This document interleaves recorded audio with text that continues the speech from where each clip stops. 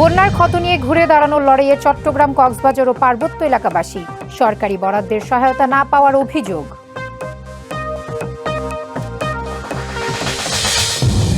চট্টগ্রামের জলাবদ্ধতা নিরসনে মেগা প্রকল্প নিয়ে দ্বন্দ্বে সিডিএ ও সিটি কর্পোরেশন। দুই সংস্থার সমন্বয়হীনতার খেসারত দিচ্ছেন নগরবাসী।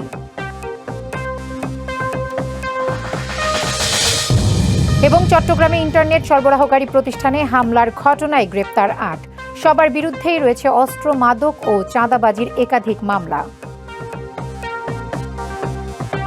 চট্টগ্রাম, পার্বত্য ৩ জেলা ও কক্সবাজারের বন্যা কবলিত বেশিরভাগ এলাকা থেকে পানি নামছে। এর ফলে বেরিয়ে আসছে ক্ষতচিহ্ন। বাঁশখালী ও সাতকানিয়ার আশ্রয় কেন্দ্রগুলো থেকে বাড়িঘরে ফিরছেন বাসিন্দারা। দুর্যোগ কাটিয়ে ঘুরে দাঁড়ানোর নতুন সংগ্রামে ক্ষতিগ্রস্তরা। তবে অভিযোগ উঠেছে, সরকারি বরাদ্দের সহায়তা পৌঁছায়নি অনেকের কাছে।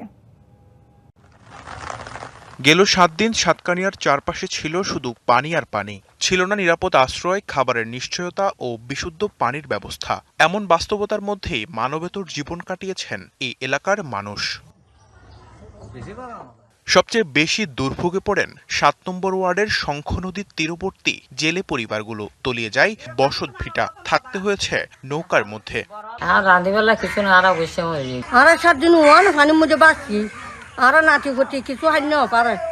ক্ষতিগ্রস্তদের অভিযোগ, খাবার ও বিশুদ্ধ পানির সংকটের মধ্যেই কেটেছে ৫টি দিন।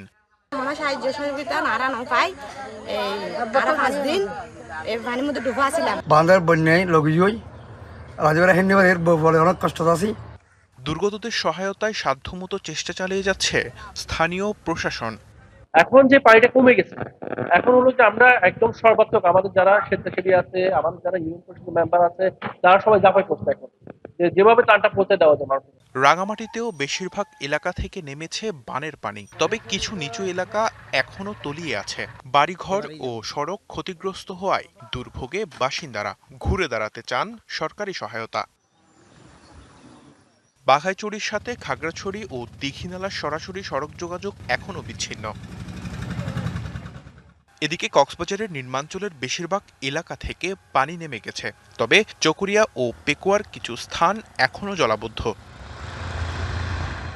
বন্যায় ক্ষতিগ্রস্ত জেলার ১,৬১৩ বসতবাড়ি, ৩০টি শিক্ষা প্রতিষ্ঠান ও ২,০৪৪ কিলোমিটার সড়ক। ধসে পড়েছে ৭৯টি সেতু, ভেসে গেছে অনেক মাছের ঘের। Sanjidul Alam, DBC news desk. সামান্য বৃষ্টিতে হাঁটু থেকে কোমর পানিতে তলিয়ে যায় বন্দর নগরী চট্টগ্রামের কাতালগঞ্জ, সুলকবহর, বাদুরতলা ও পাঁচলাইশ আবাসিক এলাকা। সীমাহীন ভোগান্তিতে পড়তে হয় এসব এলাকার বাসিন্দাদের। হিজরা খাল দখল প্রকল্পের কাজের ধীরগতিকেই জলাবদ্ধতার জন্য দুষছেন তারা। এদিকে প্রকল্প পরিচালক বলছেন, খাল সংস্কারের কাজ শেষ হলে তবেই জলাবদ্ধতা থেকে মুক্তি মিলবে। চট্টগ্রাম সিটি কর্পোরেশনের ৮ নম্বর শোলকবহর ওয়ার্ডের কাতালগঞ্জ, শোলকবহর, বাদুরতলা ও পাঁচলাইশ আবাসিক এলাকা। চট্টগ্রামে হালকা বা ভারী যতটুকুই বৃষ্টি হোক, হাঁটু থেকে কোমর পানিতে তলিয়ে যাওয়ায় এসব এলাকার নিত্যচিত্র।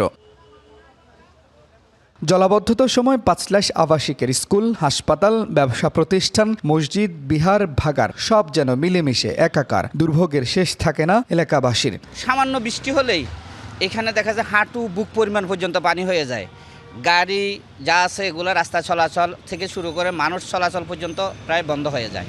এই মেইন রোডের মধ্যে একটা ময়লা যে একটা স্তূপ এখানের মধ্যে আছে, হ্যাঁ, এবং ময়লার স্তূপের সাথে যে পানিগুলি আছে, এই পানিগুলি যখন মিক্সড হয়ে যায় তখন এখানের মধ্যে বসবাসের অনুপযোগী হয়ে যায় এখানের মধ্যে। এই এলাকার পানি নিষ্কাশনের একমাত্র মাধ্যম হিজরা খাল। প্রবর্তক মোড়, পাঁচলাইশ, চকবাজার ও কাপাসগোলা হয়ে ফুলতলি, চাকতায় খালে গিয়ে মিশেছে এটি। বাসিন্দারা বলছেন, দখলে খাল সংকুচিত হয়ে যাওয়ায় জলাবদ্ধতার অন্যতম কারণ। বড় বড় বিল্ডিং করছে, দালান করা উঠছে, ওই জন্য ওরা জায়গা ঢুকাই ফেলার কারণে খালটা ছোট হয়ে গেছে। গত বছর আমরা এইভাবে পানি পাই না, কিন্তু এই বছরে যেভাবে পানি আমরা ফেলাম, বৃষ্টি হলে মাত্র পানি উঠে।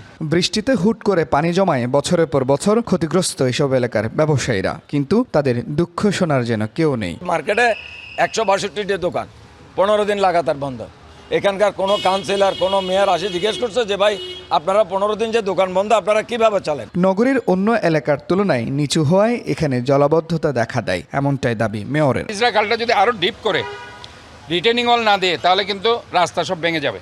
যার কারণে তারা কিন্তু কাজগুলো করছে না। তারা বলছে বর্ষা শেষ হলে তারা রিটেনিং ওয়াল দিয়ে এই পুরা খালটাকে আরও ডিপ করে তারা কাটবে এবং আরও ওয়াইড করবে এবং রিটেনিং ওয়াল দিলে সমস্ত পানিগুলো এখানে চলে যাবে। আর আমাদের কাজ হবে তখন এই রাস্তাকে একটু উঁচু করে দেওয়া। এদিকে প্রকল্প পরিচালকের দাবি, হিজরা খাল সংস্কারের কাজ শতভাগ শেষ হলে মিলবে সুফল। অক্টোবর থেকে এটার কাজ শুরু করব। ফেব্রুয়ারি নাগাদ হিজরা খালের রিমেনিং যে কাজগুলো আছে এগুলো ইনশাআল্লাহ কমপ্লিট হয়ে যাবে। ফেব্রুয়ারির পরে যখন আমরা আমাদের এই প্রকল্পটা সম্পূর্ণরূপে কমপ্লিট করে ফেলতে পারবো, আমরা আশাবাদী যে আমাদের এই 36 খাল এবং খাল সংলগ্ন যে এলাকাগুলো এগুলোতে ইনশাআল্লাহ এই জলাবদ্ধতা হওয়ার কোনো সুযোগ নাই। দুর্ভোগ লাঘবে জলাবদ্ধতা প্রকল্পের কাজের গতি বাড়ানোর দাবি স্থানীয় বাসিন্দাদের। Mujibul Haque, DBC news, Chittagong. চট্টগ্রামে জলাবদ্ধতা নিরসনে মেগা প্রকল্পের আওতায় 36টি খালের মধ্যে 30টি খালের কাজ শেষ করেছে চট্টগ্রাম উন্নয়ন কর্তৃপক্ষ।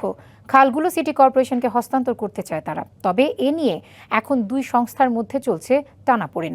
নগরী উন্নয়নের দায়িত্ব থাকা দুই সংস্থার সমন্বয়হীনতার খেসারত দিচ্ছে বাসিন্দারা। বৃষ্টি হলেই তলিয়ে যায় বন্দরনগরীর সড়ক, পানি উঠে যায় ব্যবসা প্রতিষ্ঠান ও ঘরবাড়িতে। চরম দুর্ভোগে পড়েন লাখো মানুষ। বছরের পর বছর ধরে চলছে এভাবেই। দুর্ভোগ নিরসনে একের পর এক প্রকল্প বাস্তবায়ন হয়েছে বিগত সময়ে। খরচ হয়েছে হাজার হাজার কোটি টাকা, কিন্তু মেলেনি কাঙ্ক্ষিত সুফল। এ অবস্থায় নতুন একটি প্রকল্পের আওতায় নগরীর খাল পুনঃখনন, প্রশস্তকরণ ও সংস্কার করছে চট্টগ্রাম উন্নয়ন কর্তৃপক্ষ। এরই মধ্যে নগরীর 36টি খালের মধ্যে 30টির কাজ সম্পন্ন হয়েছে। রক্ষণাবেক্ষণের জন্য সেগুলো চট্টগ্রাম সিটি কর্পোরেশনের কাছে হস্তান্তর করতে চায় সিডিএ। তবে প্রতিষ্ঠানটির অভিযোগ, চসিককে বারবার খাল বুঝে নেওয়ার জন্য চিঠি দেওয়া হলেও কোনো সাড়া পাচ্ছেন না। রক্ষণাবেক্ষণের অভাবে সংস্কার করা অনেক খাল আবারও ভরাট হচ্ছে। সংস্কার করতে হলে তো টাকার প্রয়োজন। মূল বিষয়টা হলো অর্থটা যদি দেওয়া হয় অবশ্যই উনি নেবেন, কারণ নগরের দায়িত্ব তো ওনার। তবে সিটি কর্পোরেশনের দাবি, অর্থ ও জনবল সংকটে বুঝে নেওয়া যাচ্ছে না খাল। 36টা খালের মধ্যে 30টা খাল বুঝিয়ে নেওয়ার জন্য দরকার। এটা অবশ্যই চট্টগ্রাম উন্নয়ন কর্তৃপক্ষের যে বাজেট দেওয়া হয়েছে সেখানে সিটি কর্পোরেশনকে দিতে হবে এবং সেখানে ওই লোকবল ট্রেন আপ করার জন্য দিতে হবে। এটা একটা বাজেটের দরকার। নগর পরিকল্পনাবিদরা বলছেন, বর্ষায় খালের নিয়মিত রক্ষণাবেক্ষণে ব্যাহত হলে জলাবদ্ধতার ঝুঁকি বাড়বে। দুই সংস্থার সমন্বয়হীনতার খেসারত দিতে হবে নগরবাসীকে। এই রক্ষণাবেক্ষণ যেহেতু সিডিএ করতে পারবে না, সেহেতু সিটি কর্পোরেশনকে দিয়ে দেওয়ার জন্য তারা উদ্গ্রীব। সিটি কর্পোরেশন নেওয়ার পর যখন করতে পারবে না, বদনামটা সিটি কর্পোরেশনের হবে। তো সিটি কর্পোরেশন ওনারা চালাক, সিটি কর্পোরেশন তো বোকা না। গভর্নমেন্ট এখানে ইন্টারফেয়ার করতে হবে। নগরীর বাসিন্দাদের দুর্ভোগ কমাতে প্রশাসনিক টানাপোড়েন ভুলে একসাথে কাজ করবে চসিক ও সিডিএ, এমনটাই প্রত্যাশা চট্টগ্রামবাসীর। DBC news desk. শিক্ষামন্ত্রীর পদত্যাগের দাবিতে চট্টগ্রামের সড়ক অবরোধ করে বিক্ষোভ করছেন শিক্ষার্থীরা। এ বিষয়ে আরও জানাতে চট্টগ্রামের 2 নম্বর গেট থেকে সরাসরি যুক্ত হচ্ছেন সহকর্মী মুজিবুল হক। মুজিব, সবশেষ পরিস্থিতি কি জানাবেন? আফসানা, আপনি জানেন যে শিক্ষার্থী এই সাম্প্রতিক সময়ে যে জায়গাগুলোতে বৈরী আবহাওয়ার মধ্যেও চট্টগ্রাম শিক্ষা বোর্ড ছাড়াও বেশ কয়েকটি শিক্ষা বোর্ডে পরীক্ষা অনুষ্ঠিত হয়েছে এবং সেই পরীক্ষা অনুষ্ঠিত হওয়াকে কেন্দ্র করে শিক্ষার্থীদের মধ্যে এক ধরনের বিরূপ প্রতিক্রিয়া সৃষ্টি হয় এবং তারা বলছেন যে পাশাপাশি সেটি পরীক্ষা চলমান, বৈরী আবহাওয়ার মধ্যেও পরীক্ষা চলমান রাখার পাশাপাশি শিক্ষার্থীদের নিয়ে নানান ধরনের মন্তব্যকে ঘিরে মূলত তাদের এই দাবি। অর্থাৎ তারা চান যে চট্টগ্রাম শিক্ষা বোর্ড নয় শুধু, যেহেতু একটি বৈরী আবহাওয়া অর্থাৎ বন্যাসহ দেশের বিভিন্ন জায়গায় এক ধরনের বৈরী আবহাওয়া চলমান রয়েছে এবং নানান ধরনের প্রাকৃতিক দুর্যোগের মধ্য দিয়ে তারা যাচ্ছেন। ফলে তারা চান যে পুরো বিভাগের অন্যান্য যে সমস্ত বিভাগগুলো রয়েছে বা বোর্ডগুলো রয়েছে সেখানেও তারা আসলে পরীক্ষাগুলো যাতে স্থগিত করা হয়, একসাথে যাতে পরীক্ষাগুলো নেওয়া হয়, সেটি তারা দাবি জানাচ্ছেন। আমরা কয়েকজন শিক্ষার্থী আছেন এখানটায়, তাদের সাথে একটু কথা বলতে চাই। একটু বলবেন যে আপনারা আসলে কি চান সংক্ষেপে? আমরা আসলে চাচ্ছি যে পদত্যাগ। প্রথমে হচ্ছে যে আমরা দফা দাবি করছি, 3 দফা। তিনি আমাদের কথা মেনে নেয়, এই জন্য আমরা আজকে 1 দফা 1 দাবিতে আছি। মূলত কারণ হচ্ছে যে উনি আমাদের শিক্ষা ব্যবস্থাকে এমনভাবে পর্যায়ে নিয়ে গেছে যে উনি চাচ্ছে যে ওনার মতো করে যে উনি শুধু পরীক্ষা ব্যবস্থাকে আগায় নিয়ে চেষ্টা করতেছে, কিন্তু শিক্ষা ব্যবস্থাকে কোনো গুরুত্ব দিচ্ছেন না। উনি হচ্ছে যে নিজেই ঠিক নেয়। আমার শুধু একটাই কথা যে আপনি যে একটা কথা আছে যে আয়না তো ছিল, সারা জীবন আয়নায় মুছে গেলাম, কিন্তু ময়লা তো ছিল আমার মুখে। ওনার নিজে তো ঠিক নেয়, মানুষকে কি বলবে? আগে নিজেকে ঠিক হতে হবে, আগে নিজের মূল ঠিক করতে হবে, তারপর যে পরবর্তী আমাদের থেকে কিছু এক্সপেকটেশন করবে। আপনাকে ধন্যবাদ। অর্থাৎ তারা চান যে শিক্ষা মন্ত্রীর যে ধরনের সাম্প্রতিক সময়ে কর্মকাণ্ড সেগুলো তিনি শোধরাবেন, সেটি তারা প্রত্যাশা করছেন। অর্থাৎ তারা বলছেন যে রিপিটেড কাজগুলো তিনি করছেন, অর্থাৎ একের পর এক নানান ধরনের কথা, বিভিন্ন পরামর্শ অথবা বিভিন্ন কাজকে কেন্দ্র করেই মূলত তাদের এই আন্দোলন। অর্থাৎ তারা চান যে শিক্ষামন্ত্রীর সবশেষ তারা চান যে শিক্ষামন্ত্রীর পদত্যাগ। তো এই ছিল আমার কাছে মোটামুটি চট্টগ্রামের খবর। ধন্যবাদ মুজিব আপনাকে। চট্টগ্রাম বন্দরের সক্ষমতা বৃদ্ধির জন্য সমন্বিত কার্যক্রম হাতে নিয়েছে সরকার। বিকেলে সংসদে এক প্রশ্নের জবাবে কথা জানান প্রধানমন্ত্রী তারেক রহমান। তিনি বলেন, চট্টগ্রামে বে টার্মিনাল বাস্তবায়নের পরিকল্পনা হাতে নেওয়া হয়েছে। এটি চালু হলে আমদানি রপ্তানি বাণিজ্যের গতি বাড়বে এবং জাতীয় অর্থনীতিতে বড় অবদান রাখবে বলেও জানান সংসদ নেতা। বিশ্বের ও দেশের আভ্যন্তরীণ বিভিন্ন ধরনের পরিস্থিতি মোকাবেলা করে চট্টগ্রাম বন্দর কর্তৃপক্ষ বন্দরটিকে পরিচালনা করে আসছে। বিশ্বমন্দা, কোভিড-19 পরিস্থিতি ইত্যাদি সময়েও মাননীয় স্পিকার চট্টগ্রাম বন্দর 24/7 অপারেশনাল অর্থাৎ 24/7 অপারেশনাল ছিল। পার্বত্য চট্টগ্রামকে দেশের সবচেয়ে সমৃদ্ধশালী অঞ্চল হিসেবে গড়ে তোলা হবে বলে জানিয়েছে পার্বত্য চট্টগ্রাম বিষয়ক প্রতিমন্ত্রী মীর মোহাম্মদ হেলাল উদ্দিন। রাঙামাটির বাঘাইছড়ি উপজেলায় ক্ষতিগ্রস্তদের মাঝে ত্রাণ বিতরণ অনুষ্ঠানে তিনি এসব কথা বলেন। আরও বলেন, পার্বত্য অঞ্চলে বসবাসরত সকলের সম উন্নয়ন করা হবে। বন্যায় ক্ষতিগ্রস্তদের পুনর্বাসন ও বাড়িঘর ক্ষতিগ্রস্তদের প্রণোদনা প্রদান করা হবে। বিভিন্ন এনজিও থেকে ঋণ গ্রহীতাদের আগামী 1 মাস কিস্তি ও সুদ প্রদান করতে হবে না বলেও জানান তিনি। ত্রাণ বিতরণের আগে বন্যায় ক্ষতিগ্রস্ত বিভিন্ন এলাকা পরিদর্শন করেন প্রতিমন্ত্রী। চট্টগ্রামের বাকুলিয়া এলাকায় ইন্টারনেট সরবরাহকারী প্রতিষ্ঠান সিডিএনে হামলা, ভাঙচুর ও লুটপাটের ঘটনায় 8 জনকে গ্রেপ্তার করেছে পুলিশ। নগরীর বিভিন্ন এলাকায় অভিযান চালিয়ে তাদের গ্রেপ্তার করা হয়। দুপুরে সংবাদ সম্মেলনে পুলিশ জানায়, গ্রেপ্তারকৃত সবার বিরুদ্ধেই অস্ত্র, মাদক ও চাঁদাবাজির একাধিক মামলা রয়েছে। গত 11 জুলাই একটি বিদেশি নম্বর থেকে ইন্টারনেট ব্যবসায়ী প্রতিষ্ঠান ডিডিএন-এর মালিক আদিল বিন মামুনকে ফোন করে এককালীন 2 কোটি আর প্রতি মাসে 10 লাখ টাকা চাঁদা দাবি করেন ডেভিড ইমন। এর দুদিন পর দুপুর 12টায় নগরীর বাকুলিয়ায় প্রতিষ্ঠানটিতে 20 থেকে 25 জনের একটি দল দেশীয় অস্ত্র নিয়ে হামলা করে। ভাঙচুরের পাশাপাশি লুট করা হয় 35 লাখ টাকা। আপনারা দেখছেন যে আমরা এক্সেস রোডে আমরা ব্যাপকভাবে এসডিএফের সময় করেছি, এখনো করছি এবং কিশোর গ্যাংয়ের ব্যাপারে তো জিরো টলারেন্স।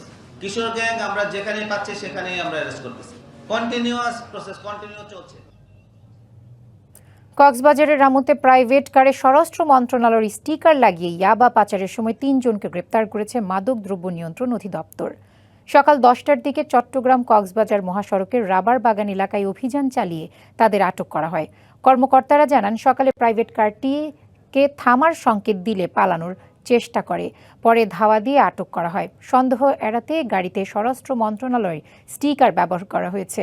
জিজ্ঞাসাবাদেও গাড়িতে থাকা 2 নারী স্বরাষ্ট্র মন্ত্রণালয়ে কর্মরত কয়েকজনের পরিচয় দেন। এ ব্যাপারে খোঁজ নিলে পরিচয়ের সত্যতা পাওয়া যায়নি। পরে গাড়িটি তল্লাশি চালিয়ে 6000 পিস ইয়াবা পাওয়া যায়। তাদের বিরুদ্ধে রামু থানায় মামলা দায়ের করা হয়েছে।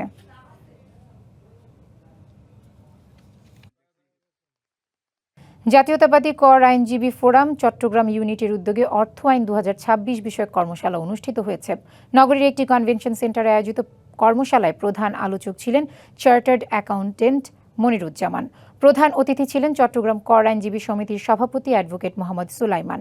কর্মশালায় অর্থ আইন 2026-এর গুরুত্বপূর্ণ পরিবর্তন, কর ব্যবস্থাপনা এবং কর আদায়ে আইনজীবীদের ভূমিকা নিয়ে আলোচনা করা হয়। এ সময় বক্তারা বলেন, রাজস্ব আদায় বৃদ্ধিতে কর আইনজীবীদের দায়িত্ব অত্যন্ত গুরুত্বপূর্ণ। অর্থ আইনের যথাযথ বাস্তবায়নে তাদের সক্রিয় অংশগ্রহণ প্রয়োজন। ডিবিসি চট্টগ্রাম সংবাদে এই ছিল এখনকার মতো। ডিবিসি নিউজের সংবাদগুলো পড়তে ভিজিট করুন dbcnews.tv আর ভিজিট করুন ডিবিসির ফেসবুক পেজ এবং ইউটিউব চ্যানেল ডিবিসির সঙ্গেই থাকুন।